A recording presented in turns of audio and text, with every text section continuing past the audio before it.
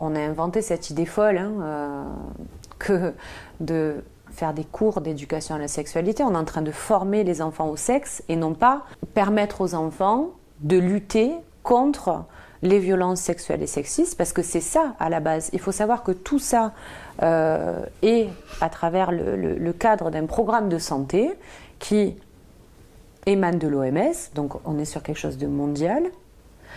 On a des standards européens qui disent voilà ce qu'il faut appliquer en termes de santé sexuelle, et on est sur un développement d'éducation complète à la sexualité, au prétexte que pour que les citoyens demain soient de bons citoyens, qui puissent ne pas être confrontés à d'éventuelles violences sexuelles et sexistes, on va leur donner les clés. Mais en fait, quelles clés ? Parce que les enfants n'ont pas à avoir de droits sexuels. Les enfants ne sont pas encore dans la sexualité, ils ne sont pas d'ailleurs équipés psychiquement, mais c'est tant est que ça semble fou de devoir le justifier. Un enfant n'a pas de sexualité. En revanche, on vient nous dire oui, mais les enfants, il faut quand même les protéger. Mais est-ce qu'on va les protéger, encore une fois, en leur donnant accès à de la sexualité adulte, en leur expliquer la fellation, ce qu'est la sodomie? Est-ce utile ? Parce que c'est important, il s'agit de leurs enfants, et une fois qu'on les effracte, on ne revient pas en arrière. Il y a des conséquences traumatiques. Est-ce qu'on a besoin de livrer la sexualité adulte à des enfants pour les protéger censément des violences sexuelles? Un enfant, il naît avec des jambes, pour autant, il ne sait pas marcher dès qu'il sort du ventre de sa mère.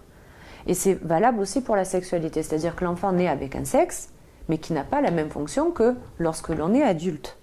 Et ce qu'on est en train de dire, c'est qu'au prétexte qu'ils sont, vous le disiez justement tout à l'heure, confrontés de plus en plus tôt à de la pornographie, confrontés à l'extérieur à des pédocriminels. Et ce n'est pas parce qu'on va leur expliquer la sexualité adulte qu'on va les protéger. Au contraire, on est en train de banaliser, de normaliser la sexualité adulte alors qu'ils ne sont pas capables déjà de la comprendre. Donc un enfant à qui on va expliquer qu'on peut faire ce genre de choses, il va falloir nous expliquer demain s'il est confronté à un pédocriminel, comment il fait pour savoir, alors que sa maîtresse ou que l'infirmière lui a dit qu'on pouvait pratiquer la sodomie, qu'on pouvait pratiquer telle ou telle chose.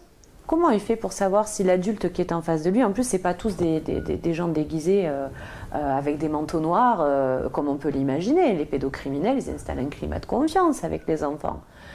On les a à la sympathie, avec leur environnement d'enfant. Donc comment on va les aider, clairement, à lutter contre ces gens, à leur expliquer ce qu'est le consentement. Il n'y a pas de consentement chez l'enfant, il n'y a pas de droit sexuel chez l'enfant, il n'y a pas de sexualité. C'est ça qu'il faut dire aux parents. Fille qui a 19 ans, mais j'ai deux petits-enfants qui ont 10 ans et demi. Je les entends parler aussi. Et je vois que finalement, ils ont quand même une vision déformée.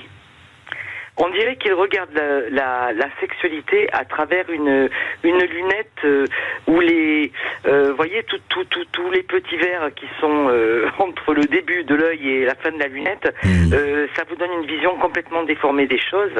Alors bien sûr, on est là pour leur parler. Et puis, mais ça veut dire quoi, juste très rapidement, Joël? Qu'est-ce que ça veut dire déformé? En quoi leur langue? Qu'est-ce que vous trouvez déformé dans ce qu'ils disent? Simplement que on parle beaucoup de sexualité, mais on ne parle plus du tout d'amour.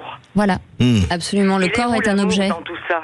Il est où l'amour dans tout ça? Parce que en fait, j'ai élevé deux filles et je leur ai expliqué à toutes les deux que en fait, la première fois qu'on fait l'amour, il faut au moins être amoureux. Je suis très inquiète parce que on a beau essayer de donner accès à l'information, on a beau essayer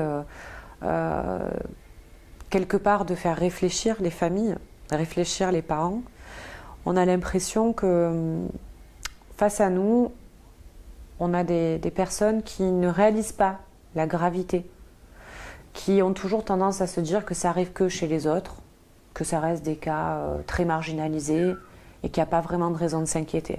Donc ce qui est assez effrayant en fait, c'est qu'on doit attendre qu'il y ait des drames pour qu'il y ait une réaction. Et encore une fois, quand bien même il y a des drames comme c'est en train de se passer à certains endroits, qu'est-ce qui est fait derrière? Donc, Moi, ce que j'explique tout le temps, et c'est ce qu'explique globalement l'association et tous ces intervenants, c'est que on a beau essayer de faire le job auprès des instances, parce que c'est notre raison d'être, hein, la défense et la protection des enfants, c'est pour ça que nous avons été créés. Je pense qu'au-delà de militantisme, c'est juste essayer d'assurer un rôle qui est de protéger les enfants. Ça, c'est notre cœur, en fait. Nous, les mamans louves, on est nés parce que on a cet instinct maternel qui est de protéger les enfants. C'est pas simplement les nôtres, mais c'est pouvoir, enfin en tout cas, sans prétention, essayer de permettre à tous de pouvoir protéger leurs enfants parce qu'ils sont au courant de ce qui se passe et des problématiques que l'on doit régler. On a beau, nous, essayer de porter ces voix, d'aider les familles, de porter la voix des enfants auprès de ceux qui décident dans le pays, des parlementaires, néanmoins la responsabilité de chacun, elle est chez le parent. C'est aux parents de défendre et de protéger son enfant. Je suis très inquiète. Très inquiète parce que on a beau essayer de donner accès à l'information, on a beau essayer quelque part de faire réfléchir les familles, réfléchir les parents, on a l'impression que face à nous, on a des personnes qui ne réalisent pas la gravité, qui ont toujours tendance à se dire que ça arrive que chez les autres, que ça reste des cas très marginalisés et qu'il n'y a pas vraiment de raison de s'inquiéter. Donc ce qui est assez effrayant en fait, c'est qu'on doit attendre qu'il y ait des drames pour qu'il y ait une réaction. Et encore une fois, quand bien même il y a des drames comme c'est en train de se passer à certains endroits, qu'est-ce qui est fait derrière? Donc, moi, ce que j'explique tout le temps, et c'est ce qu'explique globalement l'association et tous ces intervenants, c'est que on a beau essayer de faire le job auprès des instances, parce que c'est notre raison d'être, hein, la défense et la protection des enfants, c'est pour ça que nous avons été créés. Je pense qu'au-delà de militantisme, c'est juste essayer d'assurer un rôle qui est de protéger les enfants.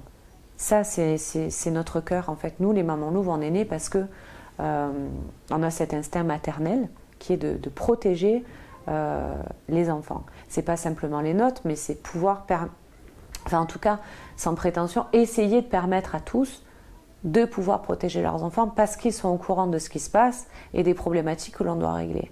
On a beau, nous, essayer de porter ces voix, d'aider les familles, de porter la voix des enfants auprès de ceux qui décident dans le pays, des parlementaires, néanmoins la responsabilité de chacun, elle est chez le parent. C'est aux parents de défendre et de protéger son enfant.